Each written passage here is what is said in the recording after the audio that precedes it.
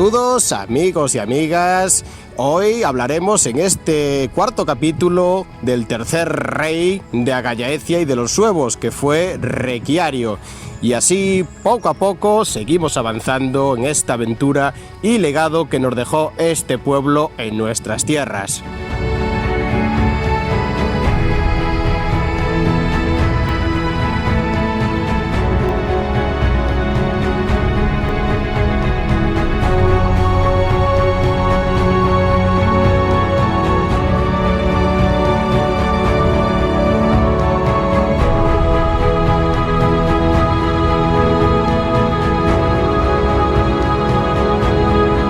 Siguiendo el hilo del capítulo anterior,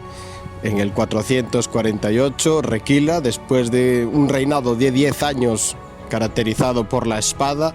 finalmente deja este mundo y lo sucede su hijo, Requiario,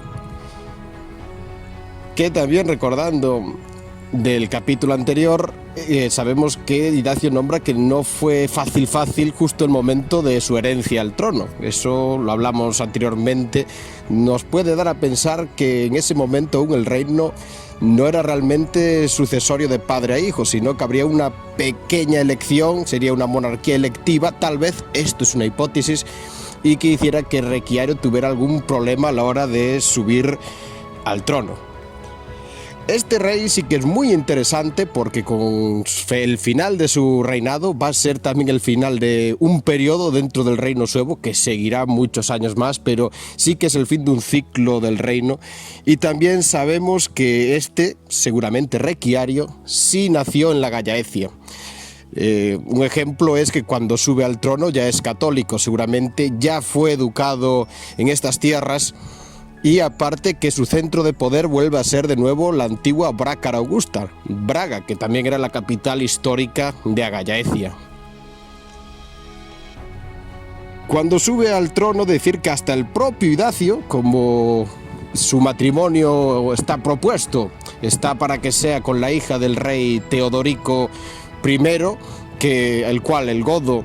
en este caso el rey de los godos, tenía pactos con Roma, eran federados y demás, pues lo ve hasta Idacio con tan buenos ojos que dice que empezó su reinado con muy buen augurio. Y esto es muy interesante, pues hasta ahora Idacio nos comentaba en su crónica lo nefasto que era para él y los de su clase aristócrata galaico-romana la presencia y el mandato de los suevos, por eso que nos sorprende que empiece su crónica refiriéndose a Requiario, que era como un buen augurio.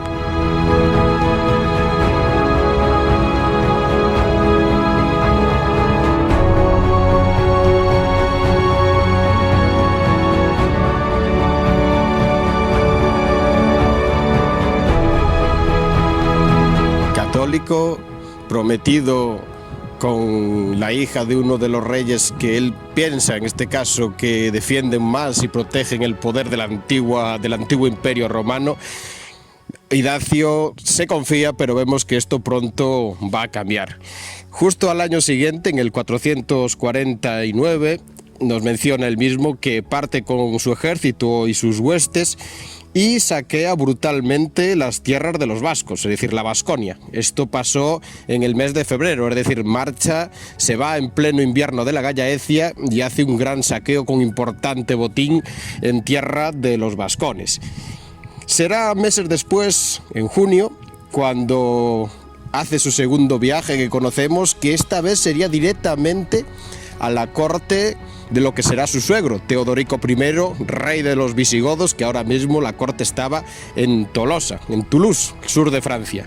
Allí va en busca de su esposa, concretar su matrimonio, tal vez también reforzar la alianza que ya al parecer tenía su padre Requila con los visigodos, reforzarla en un tiempo que los visigodos, junto a Aecio, que acababan de hacer las paces con el general romano Aecio, pues hacía muy poco, se están preparando, se están reforzando para las posibles, más que posibles, tras algunas incursiones de los hunos y del famoso Atila, se están preparando para la posible penetración de Atina en el Imperio Romano de Occidente, que al final, como sabemos, los que nos gusta la historia, se producirá.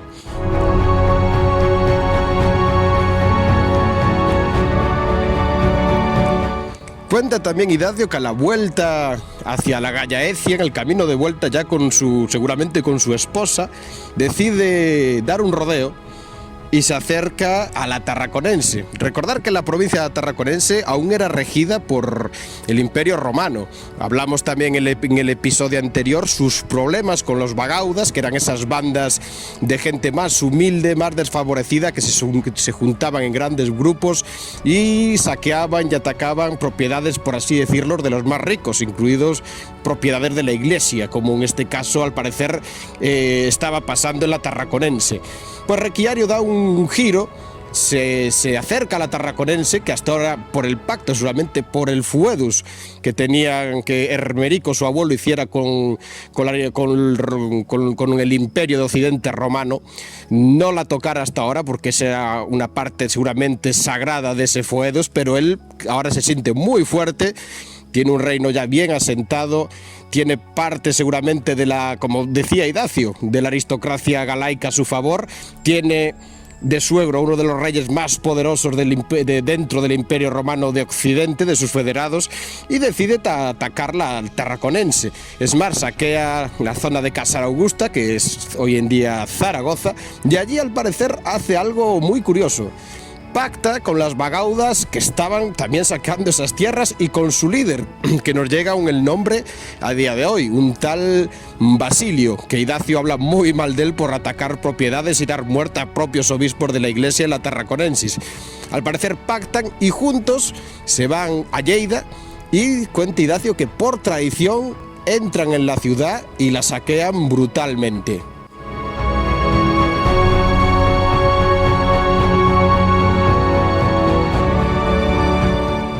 Después, aún con ganas de llevar más riqueza seguramente a la Gallaecia, no sabemos si el pacto más bien no, la dote que llevó a Teodorico por tener a su hija como esposa fue cuantiosa, porque parece que nada le llegaba a Requiario. Sigue avanzando hacia el sur, ahora ya sin los bagaudas al parecer, y se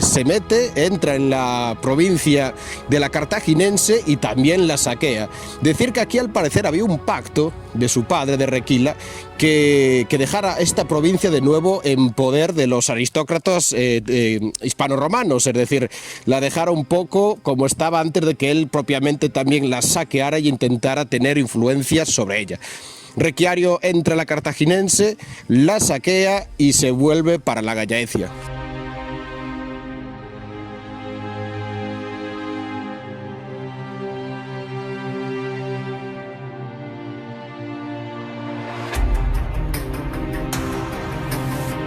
Y ahora, en este periodo del 450 al 455, va a haber sucesos claves en la historia antigua y alta y de comienzos de la Edad Media. Estos sucesos suceden sobre todo en la Galia, por lo que pillan al reino suevo y a Requiario pues en un lugar periférico y parece que no afectan tanto en un primer momento. Decir que en el año 451 se produce la batalla famosa de los Campos Cataláunicos,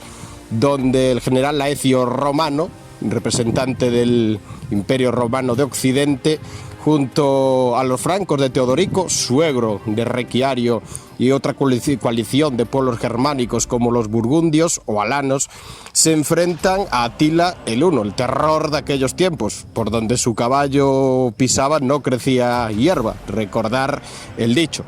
Pues bien, esta cruenta batalla da en principio como victoria a Roma, al Imperio Romano de Occidente, aunque es curiosa porque Atila, sin en cambio, hasta sale en la crónica de Idacio, se marcha a Italia y empieza a saquear el norte de Italia. Para ser una derrota es un poco curioso, pero cuando menos tal vez sí que debilita a lo que era la amenaza de los hunos. En esa batalla hay un hecho que también va a ser importante, que el rey visigodo Teodorico I muere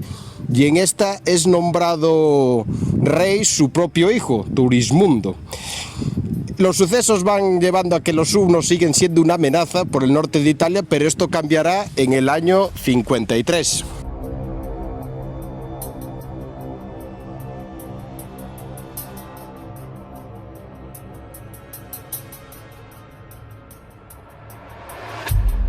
es decir, 453, pues el gran rey y líder de los hunos, Atila, muere en extrañas circunstancias, que eso sería para otro podcast diferente,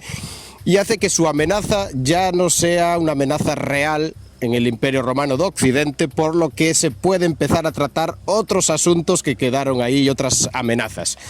De esta manera se empieza de nuevo a fijar en Hispania, en la antigua Hispania, y se manda 2 condes a la corte de los suevos de Requiario a tratar una nueva paz. Estos son Mansueto, que era llamado el conde de las Hispanias, y el conde Fronto.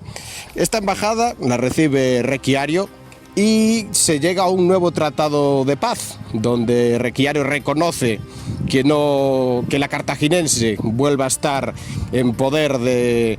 Roma y sobre todo de la población galaico-romana y sus aristócratas, y reduce su reino, su influencia a la Gallaecia y la Lusitania, pero al mismo tiempo también, una vez más, con un pacto ante la autoridad romana, la asienta. Y es en este tiempo, hasta el 455, cuando al mismo tiempo, aprovechando que los focos de problemas y los focos beligerantes están lejos de la Gallaecia, cuando Requiario asienta su poder real también en el reino. Se cree que es el primer rey que fija ya definitivamente la corte sueva en la ciudad de Braga, y al mismo tiempo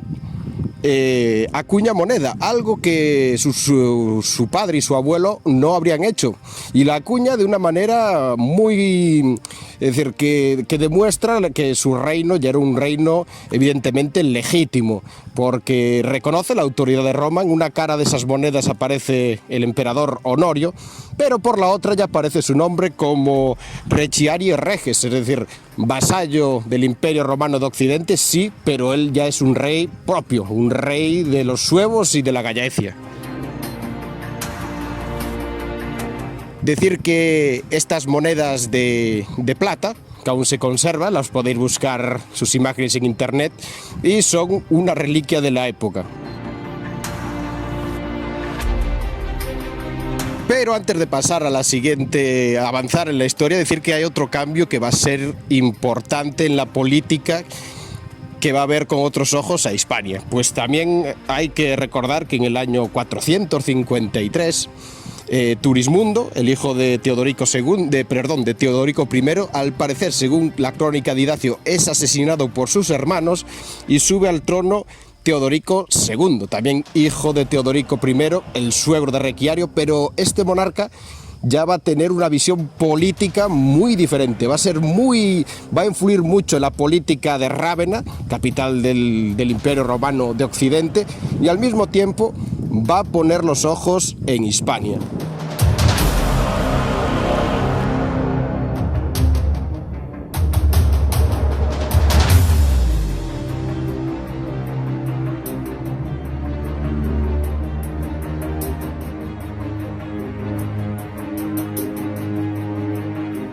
Y con la sucesión de estos sucesos va a haber otro hecho clave para la historia de Hispania y de la Gallaecia.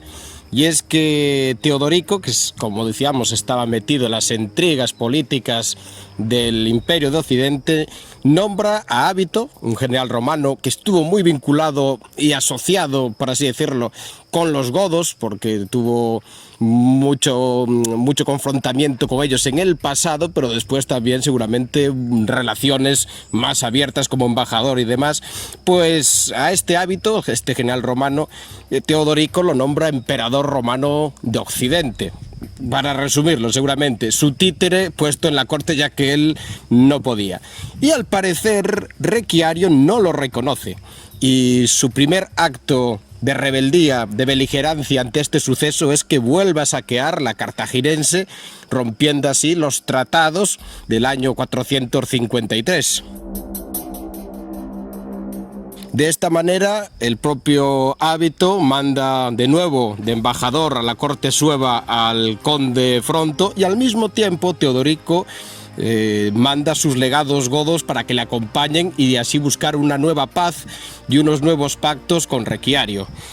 pero al parecer no sabemos cómo se llevó a cabo esa embajada, cómo se llevó a cabo, si hubo algún acuerdo, pero parece que no, porque en el mismo 456 Requiario ataca y saquea de forma bastante bruta, al parecer, la Tarraconense, rompiendo ya todo pacto, porque ahora ya no estamos hablando de la cartaginense, estamos hablando de una provincia romana, una vez más, que lo recordamos que es directamente administrada por lo que queda del Imperio Romano de Occidente. Decir que también en ese momento una flota de barcos de 7 navíos del pueblo también germánico de los Érulos ataca la costa de lo que es de Lugo, de la Lucensis. Decir que al parecer, según Idacio, son 400 guerreros que desembarcan. Es que no sabemos si esto lo hace Ábito y Teodorico por su influencia como represalia contra Requiario por atacar la Tarraconense, o fue casual. Posiblemente sea lo primero. Y esos 400 hombres, sin en cambio, dicen que los naturales de la zona, es decir, no un ejército, sino la gente de los alrededores, se reúne en un gran contingente y los derrotan contundentemente. Es decir, que esta flota de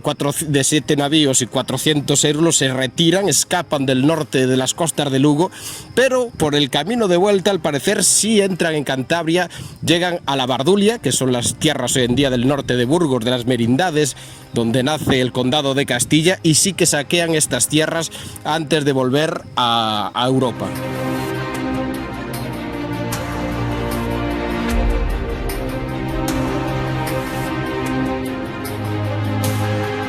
Pese a todo, hay que decirlo que Teodorico, que era al final cuñado de Requiario, parece querer tener la paz con Requiario, porque vuelve a enviar una nueva embajada con legados godos a la corte de Braga. Tampoco sabemos muy bien cómo fue la reacción del soberano suevo, pero sabemos que esto seguramente fue en el verano del propio 456, que va a ser un año muy largo para la historia de la Gallaecia. Vuelve de nuevo, al parecer con un gran ejército, a saquear brutalmente las tierras de la Tarraconense, volviendo de nuevo a Braga con un importante número de cautivos, es decir, prisioneros que seguramente serían aristócratas hispano-romanos. Ya esto es un levantamiento de hacha de guerra total. Teodorico lo entiende, y yo personalmente creo, ahora voy a decirlo de forma personal, que este problema tal vez viene derivado de que Requiario no reconoce a Ábito como emperador de Occidente. Es decir, lo que busca Teodorico son apoyos a su causa para tener a su emperador títere. Piensa que Requiario, que tiene lazos familiares y pactos al final con él, es uno de esos soberanos que puede aportarle para fortalecer que esté ahí a hábito de emperador, y este se niega una y otra vez a reconocerlo, y la manera más brutal y beligerante de hacer efecto de que no lo reconoce es saquear la propia Tarraconense, que era el pacto que tenían sus antepasados de no tocar. Es decir, es una rebeldía en toda regla, esto visto desde mi punto personal, para no reconocer la autoridad de Ábito, y por así decirlo, que no le importa las represalias que pueda tener de ese emperador, porque él realmente no lo reconoce.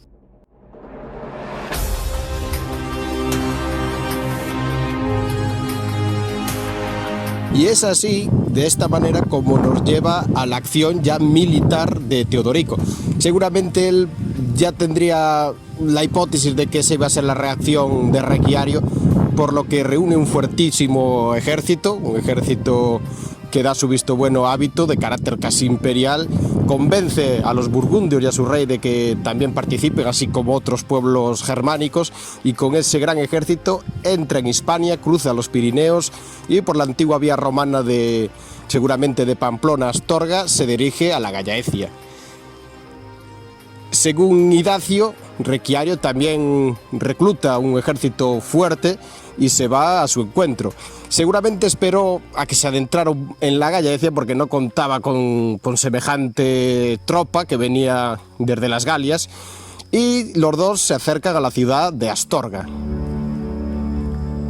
Y es allí, el 5 de octubre del año 456, cuando tiene lugar la batalla del río Órbigo. Una batalla que yo personalmente he investigado, porque cuenta que Idacio que estaba a 12 millas de Astorga,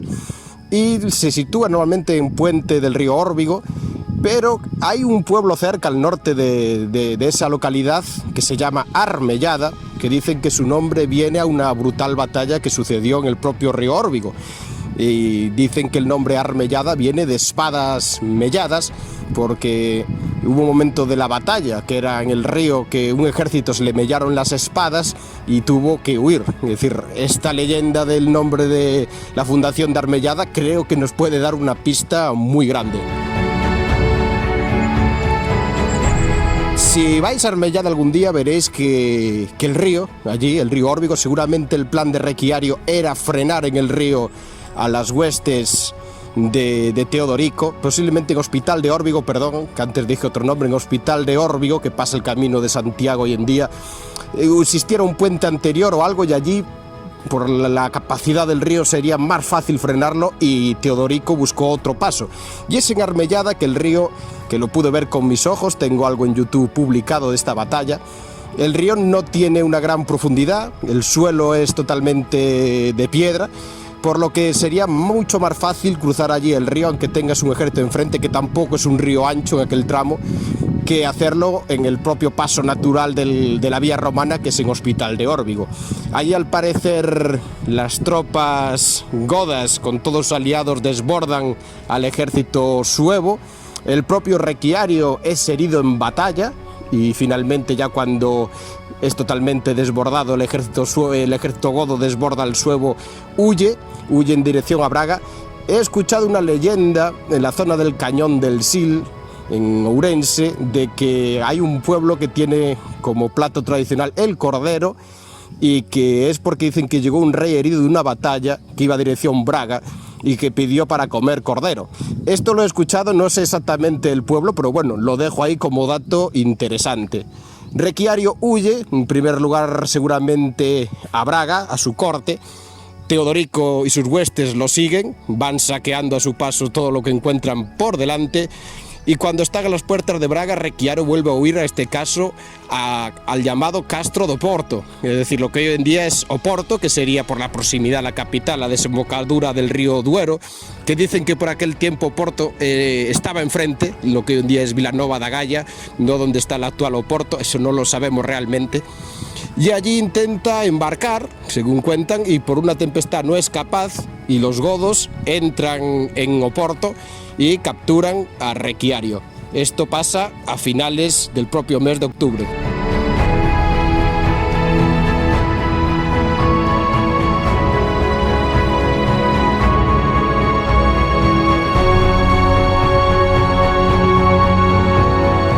Y casi al mismo tiempo que el soberano suevo es capturado, Teodorico entra de forma brutal y saquea brutalmente lo que es la corte sueva y su capital, Braga. Decir que aquí Idacio, que hasta ahora nos está mostrando que tiene un pensamiento bastante pro-godo, seguramente en su mente piensa que los godos representan aún parte de la legitimidad del Imperio Romano por ser sus mejores aliados, y nos quiere dar una visión que como quien dice, intenta no dañar la imagen de estos, pero mostrando las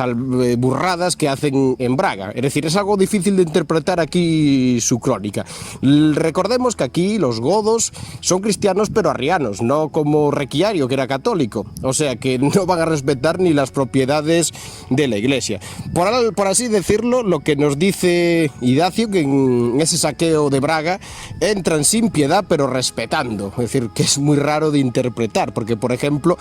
dicen que entran en los templos, los saquean, tiran las estatuas de los santos, pero mantienen su dignidad, o que desnudan a los eclesiásticos, pero manteniendo su honestidad. Es decir, esto es muy difícil de interpretar lo que nos quiere decir Idacio. Nos está hablando de un saqueo que ni se libran los más desamparados de ambos sexos, seguramente se refieren a niños y niñas, a ancianos y ancianas,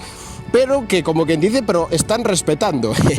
Es decir, esta parte de la crónica de Idacio, cada uno, si puede y tiene el placer de poder leerla, pues que la interprete un poco a su manera, pero parece que nos está un poco blanqueando la actitud de Teodorico y los godos al saqueo de Braga.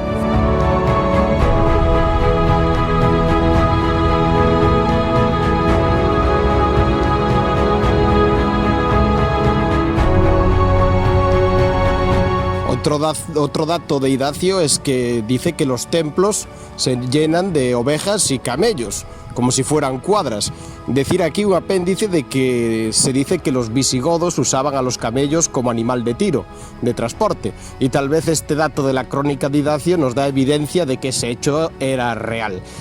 Tras el saqueo de Braga, llegan malas noticias ahora para Teodorico, pues al parecer en Italia su emperador títere, Ábito, que tenía pocos apoyos de la aristocracia romana, hay un levantamiento, una revuelta encabezada por Ricimero, que si recordáis de capítulos anteriores se dice y se cree que era hermano de Requiario. No sabemos si una cosa influyó en la otra, si esto fue en venganza o si realmente sucedió porque tenía que suceder, porque la ambición política de Ricimero era muy grande,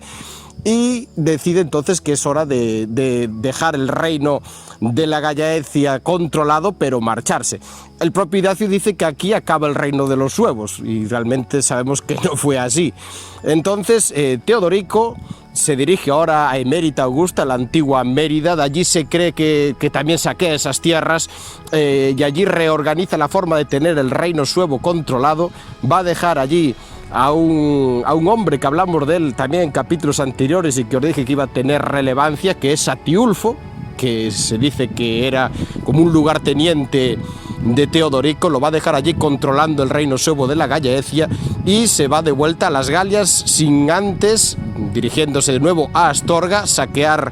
también brutalmente la ciudad de Astúrica Augusta, de Astorga, y posteriormente, de igual manera, de forma brutal, matando muchos galaicos romanos al mismo tiempo que suevos. Es decir, no diferencia mucho entre una cosa y otra, la ciudad de Palencia, Pallantia, que también antiguamente estaba dentro de lo que era la antigua Gallaecia. Decir aquí que hay un núcleo, sí que hay una resistencia, un núcleo que no sabemos si en nombre del reino suevo o simplemente en su nombre personal como entidad poblacional, que resiste un asedio y un ataque de los godos, y finalmente consigue que estos se vayan sin que sean capaces de saquearla, que sería el Castrum Covaciensis, hoy en día Valencia de Don Juan, en la provincia de León. Este lugar se dice que es asediado por las tropas godas con gran dureza, pero finalmente no consiguen entrar en él, por lo que tienen que retirarse sin saquearlo.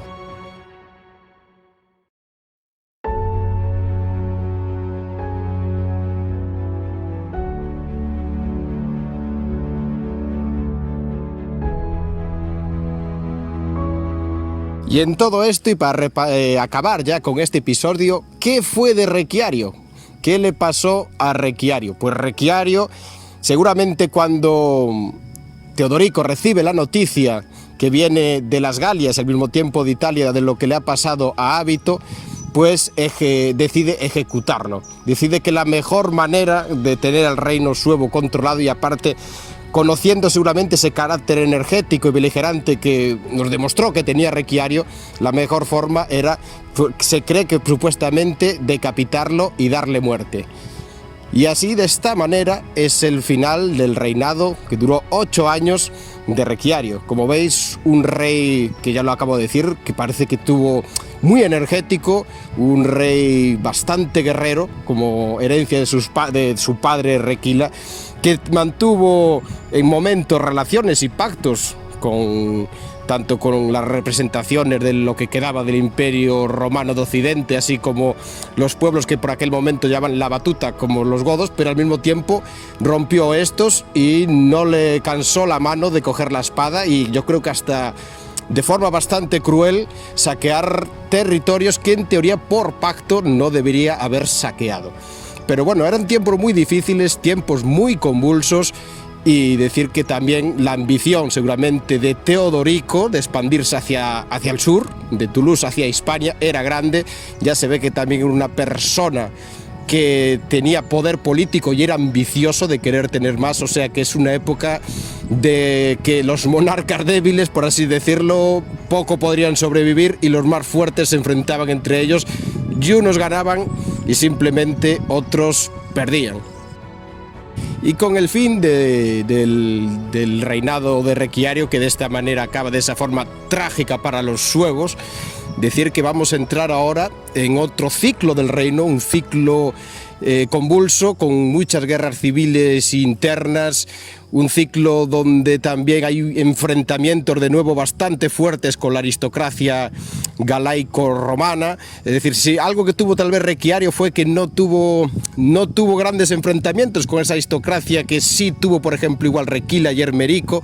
porque Idacio nos habla de, según él, tipo sus maldades fuera de la Gallaecia, pero no dentro de la Gallaecia. También al ser ya un soberano católico, como parte de la población local, seguramente habría un respeto y unos pactos más fuertes que el de sus antecesores.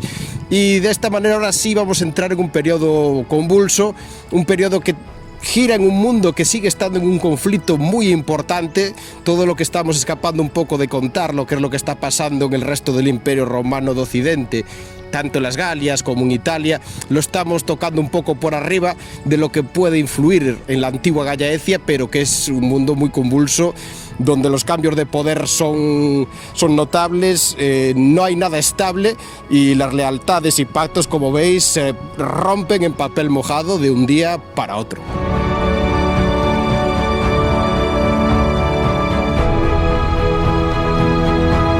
Anunciaros que tras este episodio haremos un capítulo especial hablando también de la situación galaico-romana de la antigua Gallaecia antes y durante el primer periodo suevo, pues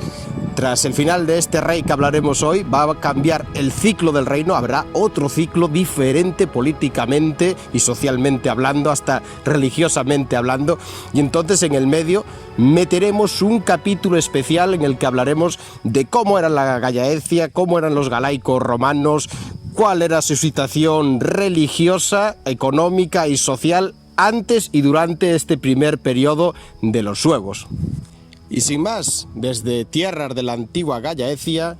tierras de espadas y arados, amigos y amigas, Jonathan Zúñiga os manda un cariñoso abrazo a todos. Un cordial saludo, que tengáis feliz día y nos vemos. ¡Aburiño!